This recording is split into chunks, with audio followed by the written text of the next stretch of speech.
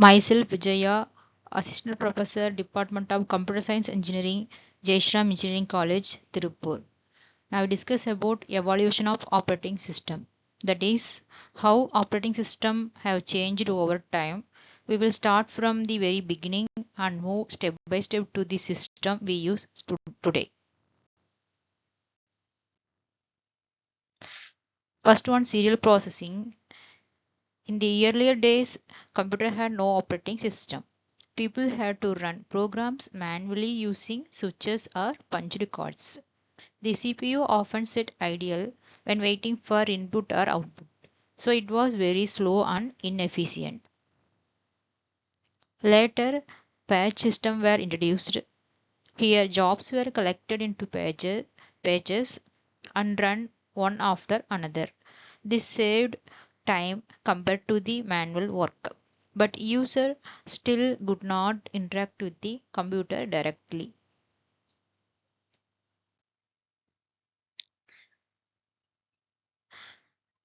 Next, in 1960s, multi-programmed batch systems were introduced.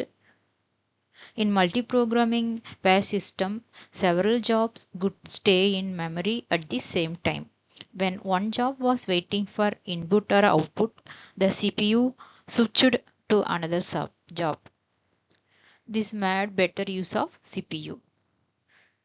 Next, in 1960s and 1970s, time sharing system were introduced.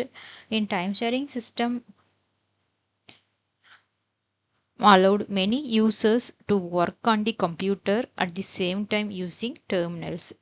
This was a big step forward because computing became interactive. Next, in 1970s onwards, multiprocessor systems were introduced.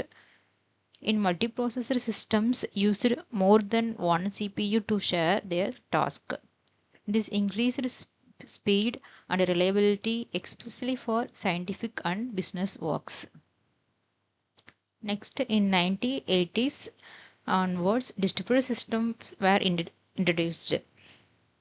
And distributed systems connected many computers through a network, so they could work together like one system. This gave scalability and fault tolerance, but it was harder to manage the consistency. Next, in 1980s and 1990s, client-server systems were introduced. In client-server systems, server provided services like files or database, and client handled user interactions. This made sharing resources easier, but server could become bottleneck. In later, cluster systems were introduced.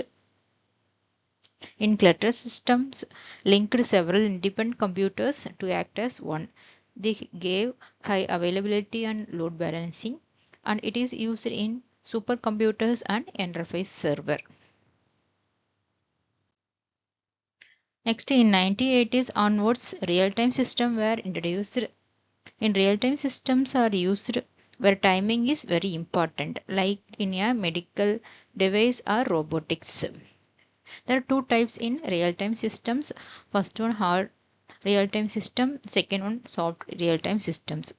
In hard real-time system must meet deadline exactly, where soft real-time system allows some flexibilities. Next, in 2000 present, handle system were introduced.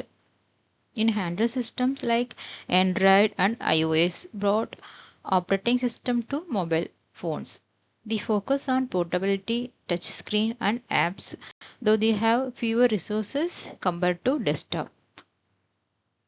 Thank you.